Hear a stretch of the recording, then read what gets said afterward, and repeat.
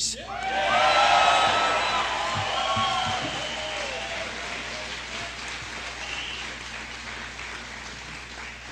Obviously, too often our foreign policy of the last 30 or 40 years has backfired on us. We get involved, we spend a lot of money, lose a lot of lives, and there are no victories. And then the financial consequences are severe.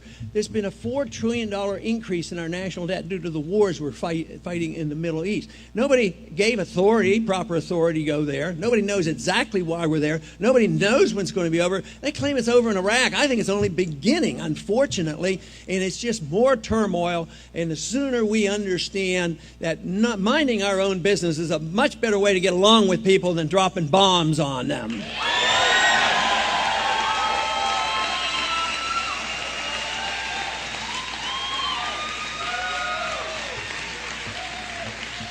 But, you know, another important point in our platform is that of personal liberties.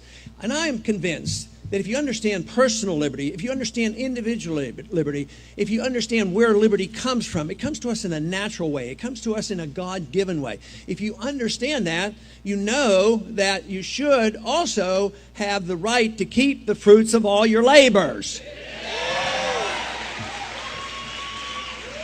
But it is this careless attitude about individual liberty that has really been undermining whether it's our foreign policy or our economic policy. We, as a country, 100 years ago or so, for some reason, we chopped freedom into pieces, and some people defended personal liberties a little bit better than others. Others defended economic liberty. But if you understand individual liberty, personal liberty, and economic liberty are one in the same.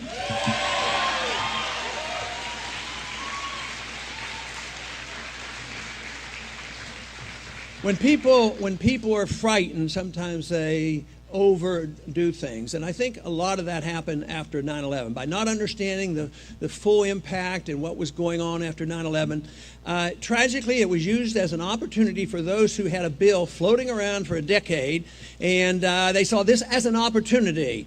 And it was a bill that it was misnamed, obviously. It was called the Patriot Act. It should have never been passed, and it ought to be repealed.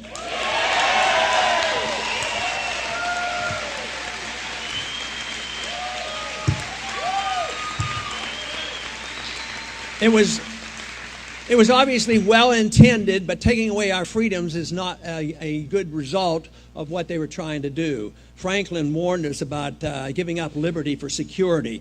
And I have come to the firm conviction that we as Americans should never give up any liberty on the pretense that we're going to have more security.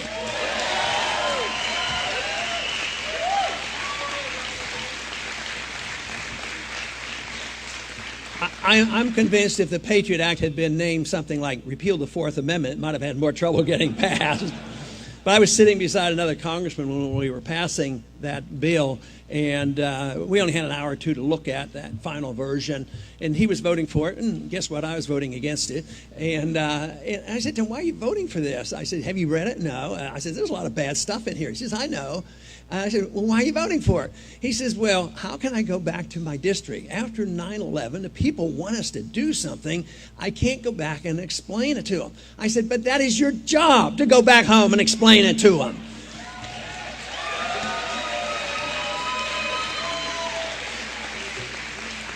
But the Patriot Act is going, if it's not changed or repealed, it's going to be a real burden to us because it's a real attack on our privacy. And now they're planning more. They're planning the whole idea of controlling the Internet. They're saying they're going to control piracy on the Internet. But what they're going to do is control your freedom and your privacy. We have the government turned upside down. The government becomes more secretive. At the same time, your privacy is being undermined. The Constitution was meant to protect your liberties, your privacy, and the government was to be open.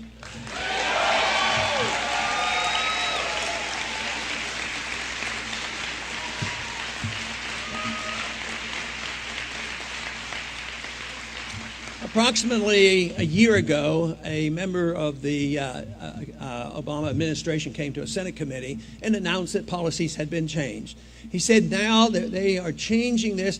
and it's up front. They were putting it out on the table. That's what really scares me. They've abused the law in the past, but they knew it was wrong, and they hid it. Today, it's too much up front. He said, we are now have an established policy that we can assassinate American citizens.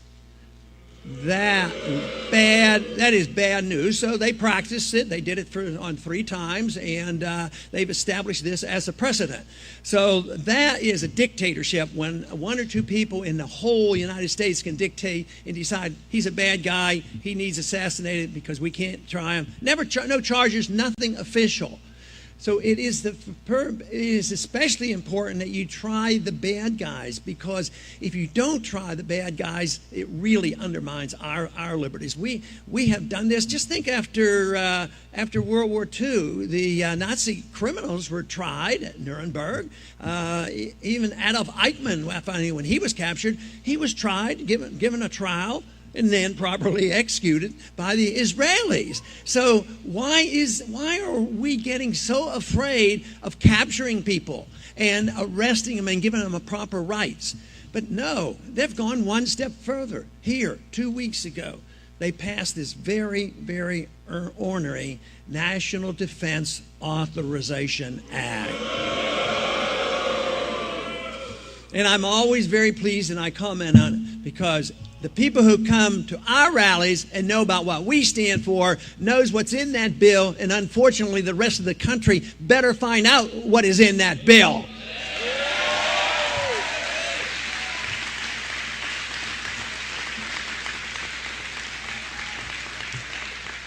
But that bill essentially says that any American citizen now can be arrested.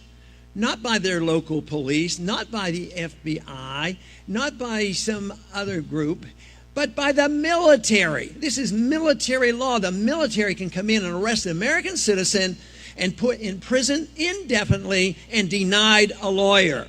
That has to be reversed, or we cannot have a republic anymore. So that should be our goal.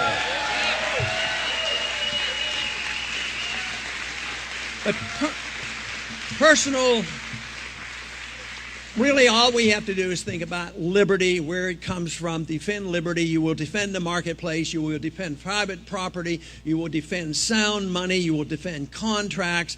And you will have the regulations of free markets. Under those conditions, guess what?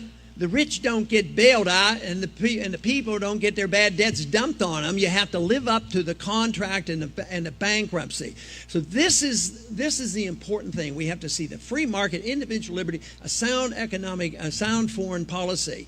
And we have a tremendous opportunity. We are having a tremendous impact. Iowa was a great victory as far as I'm concerned, and I believe that the momentum will continue. I believe this country is ripe. They're frustrated with the leadership of both parties. They never see anything change, but they know darn well that I will stick to my guns if put in that office and protect the Constitution and liberty. Thank you.